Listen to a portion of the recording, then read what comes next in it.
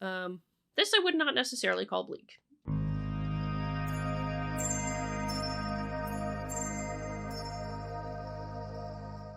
So I spotted this article recently, and I thought this would actually be something useful to make a point on the communication side, but also, but also reveal that sometimes it's not what the headline would have you believe. Um, Now, don't get me wrong. You can see the headline here: "Bullying in Science. Largest ever national survey reveals bleak reality." Swedish study of the culture in academic workplaces suggests that women and PhD students are most likely to be bullied. Okay. Bullying is bad, straight up. And it should not happen, should be punished swiftly if it happens. And when it happens. However, you take note of the framing here. And you would think it's really, really crazily large numbers of people and all this other kinds of stuff.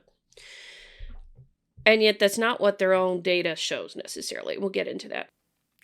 1 in 15 people studying or working at a Swedish university has experienced bullying over the past year, according to the largest ever nationwide survey of workplace culture.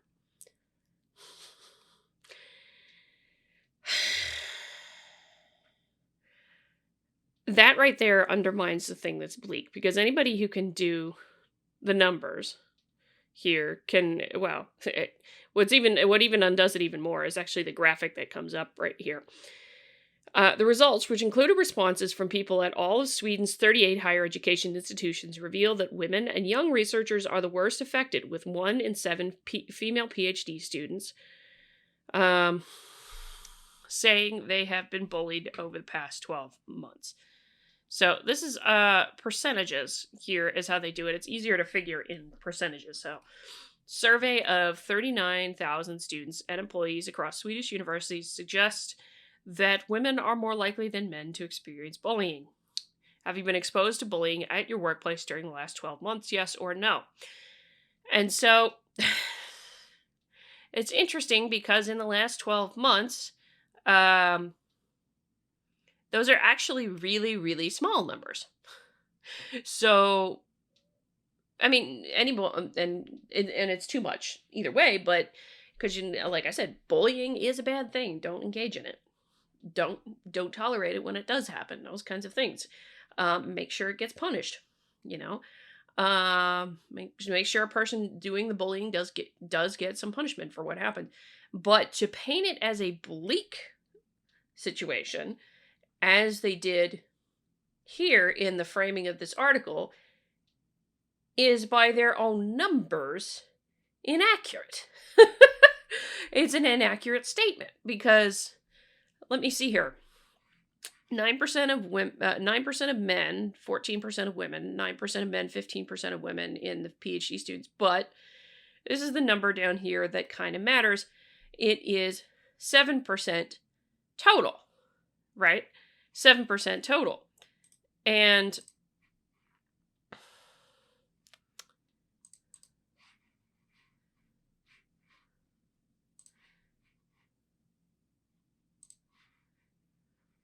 strangely enough, it's not showing my cursor on OBS. Okay, well, we'll figure that one out. 7% total is the bigger one to keep track of. Here. Oh, there it is. Now it works.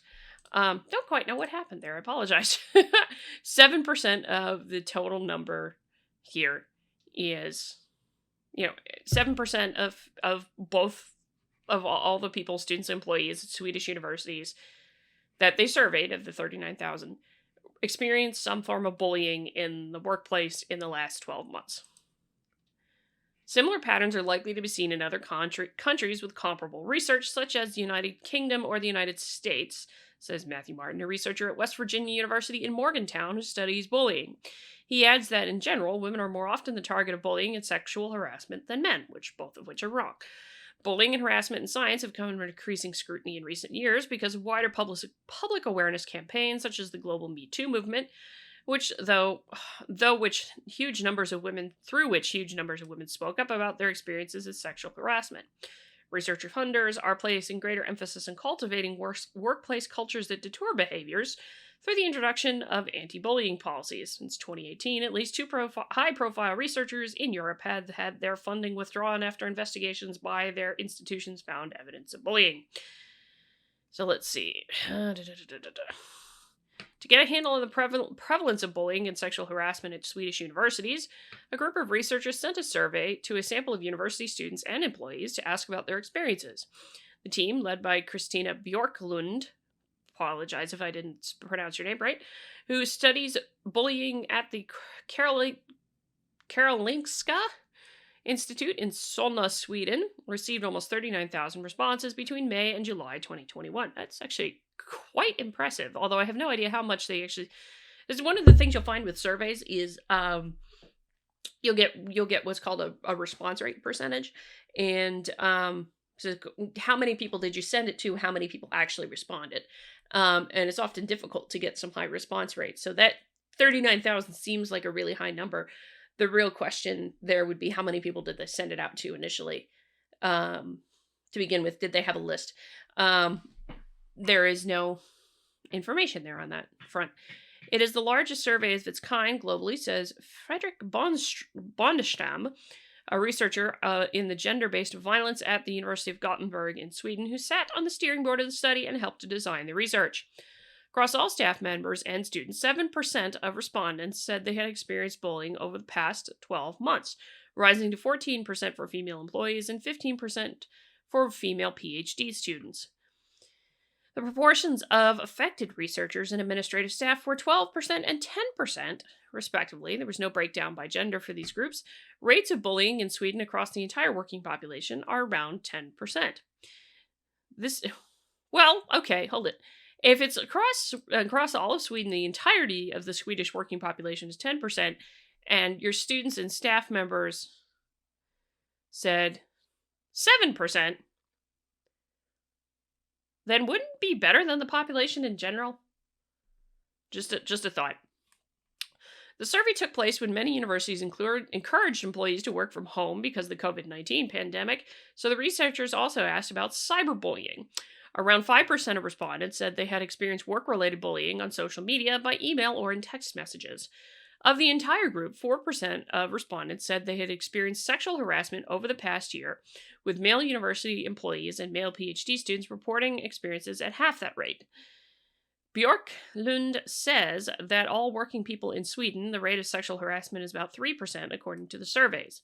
Around half of those who experienced sexual harassment in academia said that they told someone about their experiences, but 12% reported the behavior through formal channels, and that is something to encourage, as if you are being harassed sexually, to make sure you report it through the formal channels so you can actually get some things taken care of and get that ended. Get it addressed. It has to get reported through formal channels. That said, I'm going to keep saying it that these numbers are actually really small in here. So that's kind of what I want to know. Interrupted and ignored. Okay. Oh, good grief. Microaggressions, if you've watched other videos on this channel, you already know that microaggressions tend to be very subjective as to whether or not they are a microaggression, and you often have to do some interpreting and mind reading a little bit with these kinds of things. So Lord only knows with this particular section.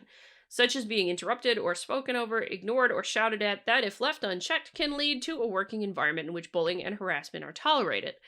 More than 95% of respondents said that they had never been shouted or sworn at, but 50% said they had experienced situations in which their contributions or opinions were not given attention. 1/5 said they were often or sometimes ignored or spoken over. Okay, they're talking about this graphic here. And so, during the past 12 months, have any of your managers, colleagues, teachers, supervisors, or fellow students done any of the following? Many times, often, sometimes, once or twice. Paid little attention or to your statements or showed little interest in your opinions. Yeah, that happens to me, but I don't ever call it a microaggression. No, I'm sorry to laugh at it, but I mean, I don't call that a microaggression. Didn't have some folks who don't pay attention to my statements or show little interest in my opinions on something. That does happen. So right here, this line right here is the 50% line. Um, this line right here is the 50% line. So bear in mind that's 50% of the respondents right here is that line. Um, yeah, I'm not surprised at that one because that does happen. Um, that does happen, although not necessarily because someone intends it to be really honest. A lot of the things with microaggressions is it doesn't often involve intent, which is disappointing. Let's see. Doubted your judgment on a matter for which you were responsible. So that's happened. These are actually the ones where I would start.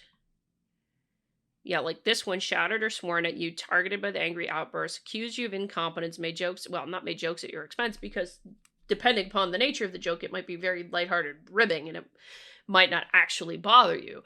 So that's a whole other thing. But hostile looks, stares, or sneers, I have to ask the question of what if somebody's just having a bad day and gives you a bad look about it? That doesn't mean they're necessarily trying to bully you. There has to be a certain amount of grace and forgiveness with some of these things. But I'm just going to make the point again, going back to what I was saying about the framing earlier on. These are small numbers. These are actually very small numbers. Here. Let's see. But a lot of these things where it really matters is also really, really small. I can understand this. I've had the interrupted and being spoken over you happen more than a few times. I don't consider it a microaggression. I'm sorry, it's not to me. And this is where it gets really subjective. It's like they're talking about these as microaggressions. It's really, really subjective whether or not you call something a microaggression. Because, like I said, this could be a very lighthearted joke that somebody doesn't have a problem with. It becomes a microaggression when you, the person who are the butt of the joke, are overly offended by it or offended by it. Which is fine. People get offended by jokes, and hopefully you talk it out as individuals and work it out. Made insulting or disrespectful remarks. Yeah, there are things like this that really shouldn't happen in a workplace. Period. Those I would definitely classify in the bullying section for me myself. But yeah, a lot of these other things I would not necessarily.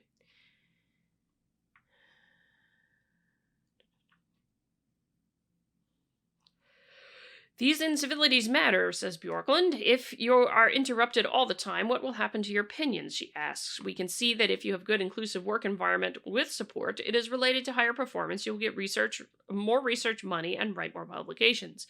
Before the release of the survey results, there were limited large-scale data on the prevalence of bullying and sexual harassment in the higher education system of any country.